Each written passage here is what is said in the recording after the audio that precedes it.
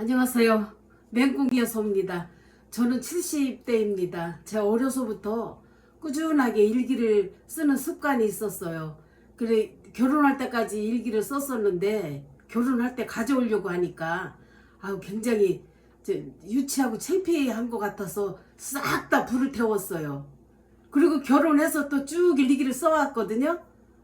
그런데 결혼해서 또 살다 보니까는 그냥 남이 알으면은 그냥 괜히 유치한 것 같고 다 고생한 이야기만 써 있는 것 같아서 또 한 번 싹 태워버렸어요.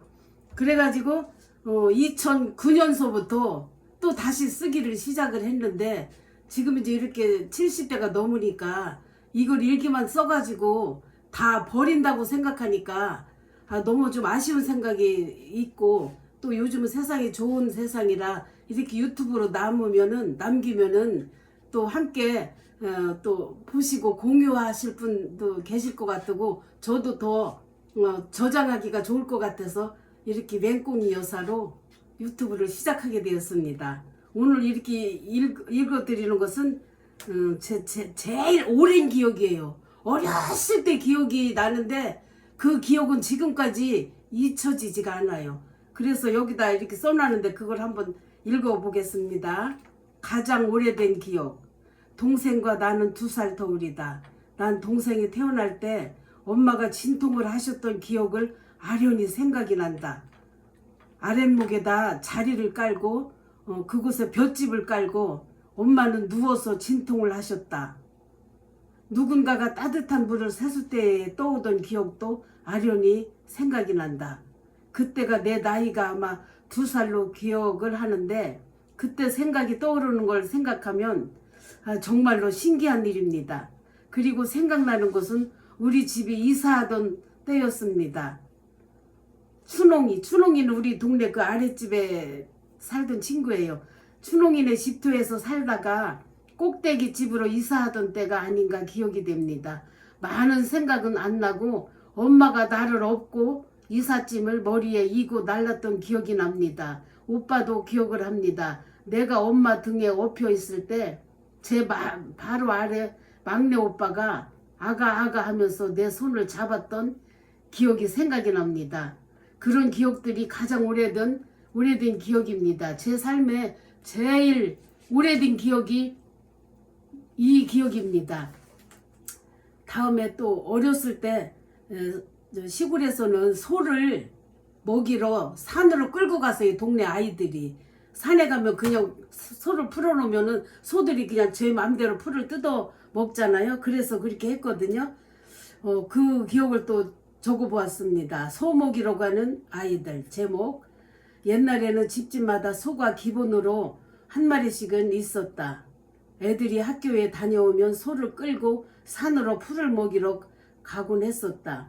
나 역시도 여름만 되면 동네 애들과 함께 소를 끌고 산으로 갔었다. 애들이 모여서 함께 가니까 보통 10마리도 넘었었다. 그때 다녔던 산은 동네 산 이름입니다. 산수골과 채농골, 장군봉으로 주로 많이 다녔다. 산도 크고 애들이 놀기도 참 좋아했다. 소는 소대로 놀고 애들은 애들대로 놀고 주로 놀이는 공기놀이를 하면서 시간을 보냈다. 그리고 산에는 각종 열매들이 많이 있었다. 산딸기와 산머루, 또 아그배, 이런 것을 산에서 또 많이 여는 개복숭아, 하여간 먹을 것이 상당히 많았다. 매일 산을 다니니까 어느 골짜기에 뭐가 있는지 잘 알 수가 있었다. 산딸기는 지금 생각해도 맛있었고 애들에게 제일 인기가 좋았었다. 빈 도시락을 가지고 가서 실컷 따먹고 도시락에 또 가득히 따가지고 집에 오면 아버지와 엄마가 좋아하셨고 가족들이 잘 먹었다. 가을에는 감자와 콩, 밀을 가지고 산에 가서 불에 구워서도 먹고 정말 맛있게 먹은 기억이 난다. 덜 익은 밀을 낫으로 벼가지고 산에 가서 불을 피워서 살짝 구워서 먹으면은 정말로 맛있었다. 손으로 살살 비벼서 입으로 후 하고 불면 껍데기는 싹 날아가고 밀알만 남는데 그걸 먹으면 정말 고소하고 씹히는 맛이 먹을만 했었다. 애들하고 놀다 저녁 때가 되면 소를 찾는 것이다. 소가 어디 있는지 알 수가 없으니까 이산저산 뛰어다니며 소를 찾는 것이었다. 애들 10여 명이 모두 흩어져서 찾으면 누군가가 큰 소리로 애들아 소 찾았다 하고 소리를 지르면 그곳으로 가서 각자 자기 소를 끌고 집으로 돌아오곤 했었다. 사람도 사람끼리 놀듯이 소들도 소끼리 몰려다니면서 놀고 풀을 먹곤 했다.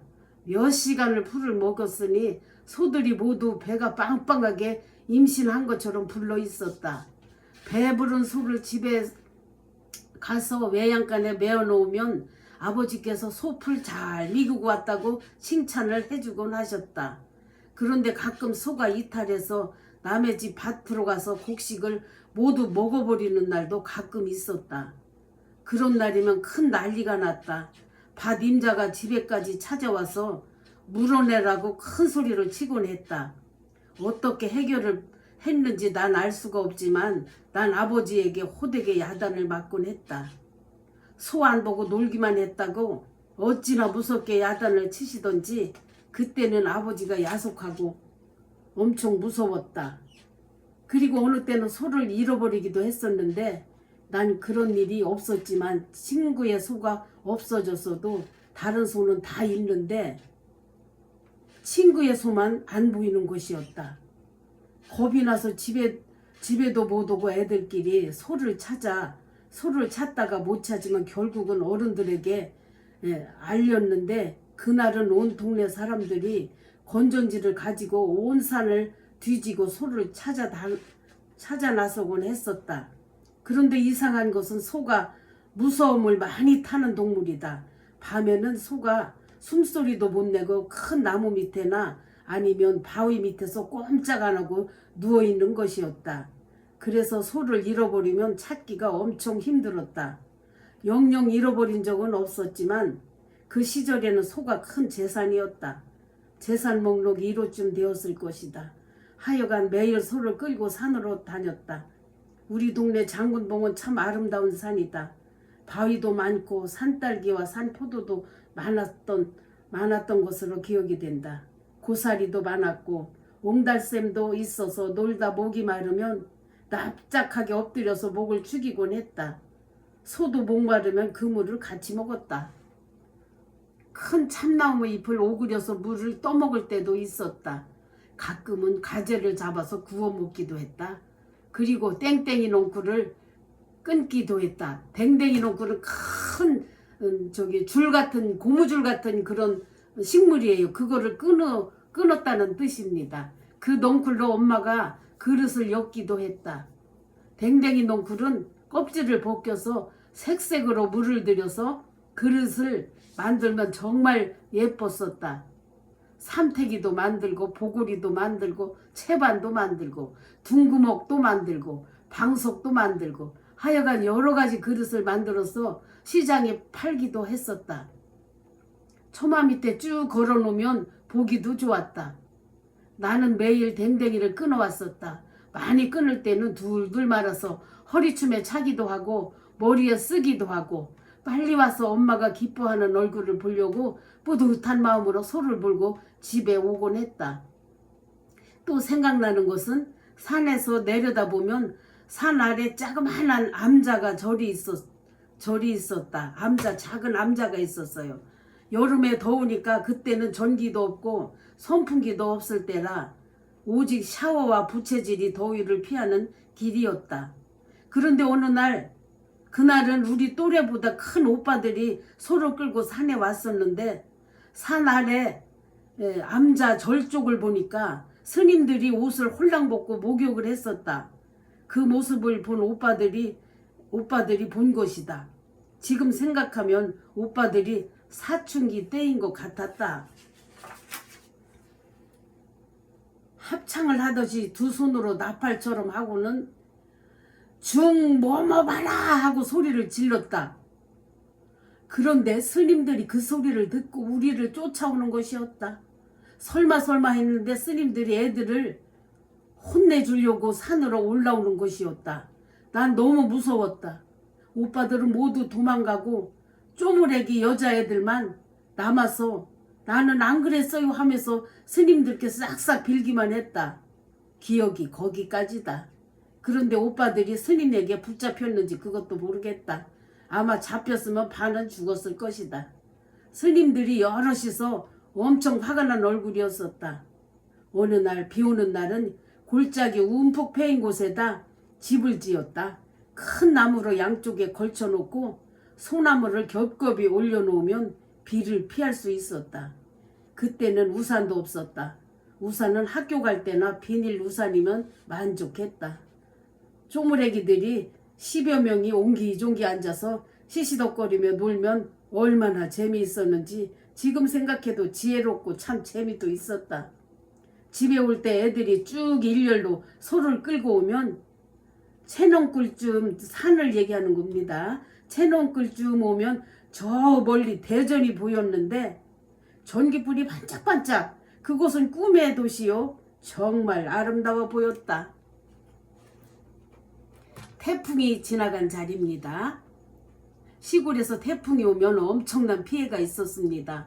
난 어려서 태풍이 지나가면 나름대로 바쁜 일이 있었습니다. 우리 집 바로 아래에 감나무 밭이 있었는데 태풍이 지나가면 많은 감이 떨어지고 가지가 찢어지는 일이 많았어요. 감나무 밭에는 감나무도 있지만 감나무 사이에 콩이나 고구마 등을 심어 놓았습니다. 그런데 비가 그치면 감나무 밭에 가서 떨어진 감을 주워오는 일을 했습니다. 하여간 엄청 많이 떨어져서 정신없이 감을 주웠으며 또 가지가 찢어진 곳에서 탐스런 감을 따올 수도 있었습니다. 주인 아줌마에게 들키면 혼이 날까봐 인기척이 있으면 콩밭에 납작 엎드려서 눈치를 채지 못하게 했었습니다.